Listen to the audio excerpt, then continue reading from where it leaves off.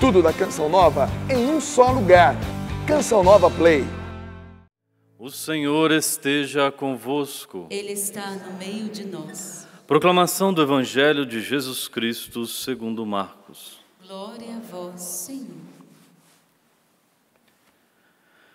Naquele tempo, Jesus partiu com seus discípulos para os povoados da Cesareia de Filipe. No caminho perguntou aos discípulos: Quem dizem os homens que eu sou? Eles responderam: Alguns dizem que tu és João Batista, outros que és Elias, outros ainda que és um dos profetas. Então ele perguntou: E vós, quem dizeis que eu sou? Pedro respondeu: Tu és o Messias. Jesus proibiu-lhe severamente de falar a alguém a seu respeito.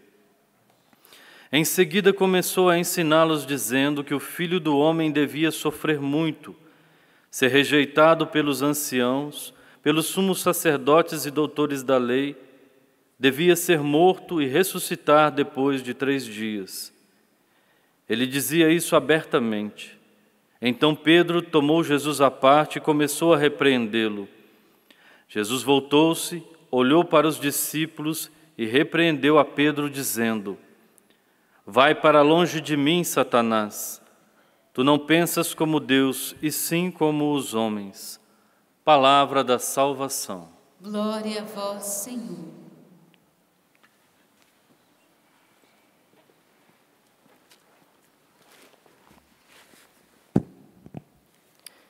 Chegamos hoje nesse Evangelho de Marcos, capítulo 8, versículos de 27 a 33. Eu falo que chegamos, porque afinal de contas eu creio que já estamos fazendo esse caminho semanal, pelo menos aqui na comunidade, em muitos lugares, todo dia Santa Missa. Então a cada dia nós vamos ouvindo um pouquinho do Evangelho de Marcos. E que certamente vocês têm aí na cabeça de vocês aquilo que já nos foi falado nesses dias anteriores. Esse Evangelho de Marcos praticamente é a metade do Evangelho, não a metade enquanto número de palavras, quantidade, metade no sentido de livro, mas aqui entra uma nova temática, um novo tema, uma nova abordagem do Evangelho de Marcos, que torna-se algo muito espetacular e maravilhoso para nós.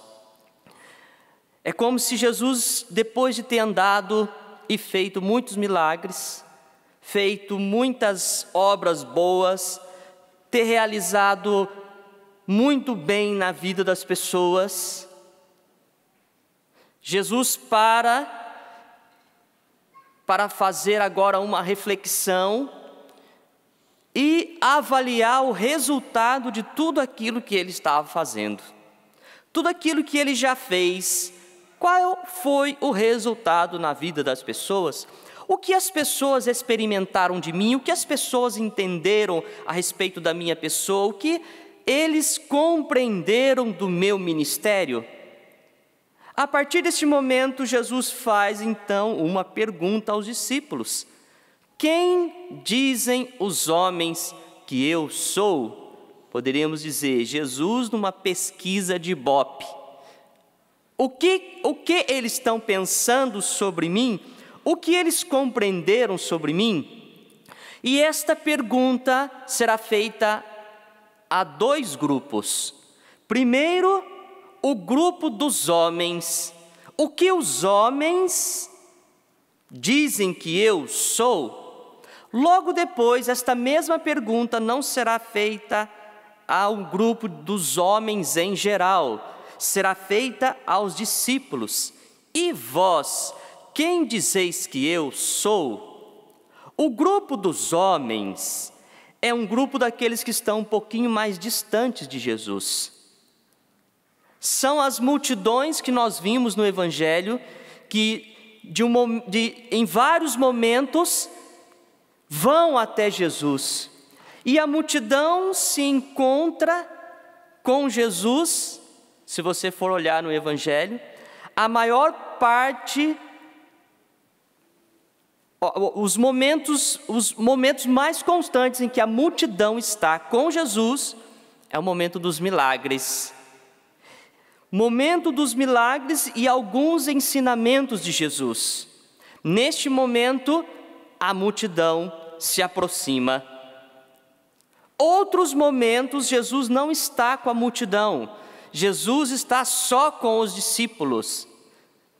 Se você pega, por exemplo, aí a parábola do semeador, Jesus conta a parábola do semeador à multidão e depois explica a parábola aos discípulos. Então sempre vai existindo este movimento no Evangelho: Jesus com a multidão, Jesus com os discípulos. Aqui Jesus está fazendo uma pergunta para testar qual é o nível de compreensão que a multidão tem com relação a Ele e qual o nível de compreensão que os discípulos têm. Veja que são dois grupos, um grupo mais próximo de Jesus e um grupo mais distante de Jesus. O grupo mais distante de Jesus oferece as suas respostas. Alguns dizem que é João Batista, outros que é Elias, outros ainda que é um dos profetas. Basta você lembrar que um dos que disse que Jesus era João Batista foi Herodes, que tinha mandado matar João Batista, e quando ele vê Jesus, ele já diz: João Batista ressuscitou, e certamente ele vai vir cobrar a dívida que eu tenho com relação a isso. Alguém que está chamando Jesus, imaginando que Jesus seja João Batista e dizendo aí na linguagem, no nosso ditado popular, alguém que está com a pulga atrás das orelhas, preocupado, se perguntando o que fará Jesus com ele, porque antes ele tinha feito algum mal. Veja que todas estas respostas são respostas de pessoas que, de uma certa forma, estando mais distante de Jesus, compreende Jesus de uma forma também um pouco mais equivocada. Jesus é um profeta que está anunciando a palavra? Sim, é um profeta, mas não como eles pensam. Jesus é mais do que um profeta. Jesus é João Batista que voltou? Não. Jesus é Jesus, João Batista é João Batista. Jesus é Elias que voltou? Não. Jesus é um profeta como Elias, porque anuncia a palavra, mas é muito mais do que um profeta. Quem está distante de Jesus acaba respondendo também com menos compreensão, com menos propriedade. Quem é Jesus? Logo depois vem então os discípulos, que Jesus pergunta para os discípulos e vós quem dizeis que eu sou? E Pedro dá uma resposta: tu és o Messias. Jesus tão prontamente já disse para Pedro: ok, você acertou, parabéns Pedro, você tirou 10, ou melhor, você tirou 9,5 na sua resposta, tirou 9,5, e proibiu-lhe severamente de falar a alguém a seu respeito. O grupo mais próximo de Jesus dá uma resposta mais acertada. O grupo mais próximo de Jesus consegue compreendê-lo um pouco mais, mas ainda não é o suficiente. Não é o suficiente por quê? Porque logo em seguida Jesus precisa dar continuidade ao ensinamento, e o ensinamento não é algo gostoso de se ouvir, não é aquele Jesus gostoso de seguir, não é aquele Jesus dos milagres da primeira parte do Evangelho, é o Jesus que começa agora a ser desenhado a partir da cruz, Jesus passa a dizer abertamente aos seus discípulos sobre a cruz: o Filho do Homem deve sofrer muito, deve ser rejeitado pelos anciãos, pelos sumos sacerdotes e doutores da lei, ser morto e ressuscitar no último dia. Esse Jesus não é o Jesus gostoso, bom, não é um Jesus maravilhoso de ser seguido, não é o Jesus da primeira parte dos evangelhos, que é o Jesus que faz milagre, que realiza muitas curas, que transforma as pessoas na sua realidade mais humana e mais física. Está cego, passa a enxergar; está surdo, passa a ouvir; está doente, é curado. Não é esse Jesus que eles estavam, não é esse Jesus que eles estavam vendo.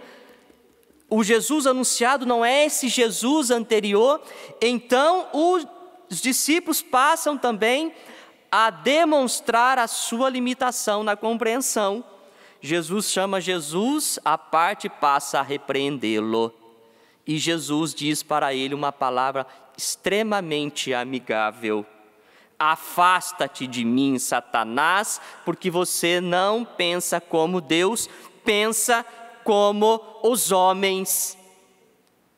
E aí nós precisamos constantemente parar também e nos perguntar qual é o nosso nível de relacionamento com Jesus, para nós descobrirmos qual é o nosso nível de resposta que nós damos a esta pergunta. Porque se Jesus perguntasse para nós e para vós quem eu sou, nós poderíamos, a partir da nossa experiência, responder esta pergunta, e responder de uma forma mais profunda, ou responder esta pergunta de uma forma menos profunda.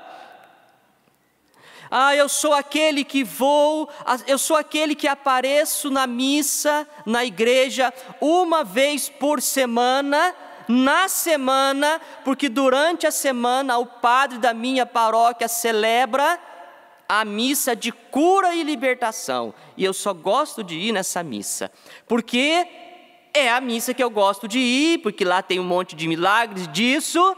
E aí, se a gente perguntar para você e para vós quem é Jesus, você vai dizer: para mim ele é o meu curandeiro. Aquele que quer ir à missa só no cerco de Jericó, uma vez por ano, quando faz na paróquia, quem é Jesus para você? Também é o meu milagreiro. Mas aquele que está no dia a dia com Jesus, aquele que tem uma vida autêntica de oração, aquele que tem um amor profundo por Jesus, aquele que está numa constante busca de Jesus, cada vez mais desejando Jesus, amando Jesus, se perguntar para esse quem é Jesus para você, logo ele vai dizer: é o meu Salvador. Jesus é o tudo da minha vida, eu não consigo ficar sem Ele, eu não consigo ficar sem Jesus, eu preciso dEle toda hora, eu preciso dEle a todo momento, eu estou em constante contato com Ele. Eu levanto de manhã, o meu primeiro respiro já é um respiro dizendo: Senhor, obrigado porque o Senhor está comigo mais um dia. Veja que como é importante cada dia o nosso estar com Jesus, o nosso viver com Jesus, o nosso conviver com Jesus, porque cada vez mais que convivemos com Jesus, esta pergunta vai se tornando mais clara em nossas vidas, vai se tornando mais clara em nossos corações. Cada vez mais Jesus torna-se aquele que Ele de fato é nas nossas vidas. Jesus é o nosso Senhor e o nosso Salvador, e prometeu para nós abundância no tempo presente com perseguições, e prometeu principalmente um novo céu, uma nova terra, uma nova vida para cada um de nós. É por isso que é muito importante cada vez mais respondermos esta pergunta com clareza em nossos corações. Porque senão, gente, quando que acontece com todo mundo, alguns problemas nas nossas vidas, se a gente não tem a compreensão concreta de Jesus, a gente passa a fazer como Pedro: esse Jesus eu não estou reconhecendo, A cruz eu não aceito. E aí fica questionando Jesus, perguntando: você me abandonou? Cadê você que não me responde? Cadê você que não olha mais para mim? Quando é que faz isso? Quando Jesus da cruz, parece que ele apareceu, quando Jesus da cruz se manifestou na sua vida. Não estou falando Jesus da cruz, mas quando as situações difíceis da vida acontecem e a gente que segue só o Jesus da glória passa a não compreender as situações da vida, passa a reclamar a Jesus. E aí Jesus vai ter que dizer para nós o que ele disse para Pedro: afasta-te de mim. Está pensando como homem?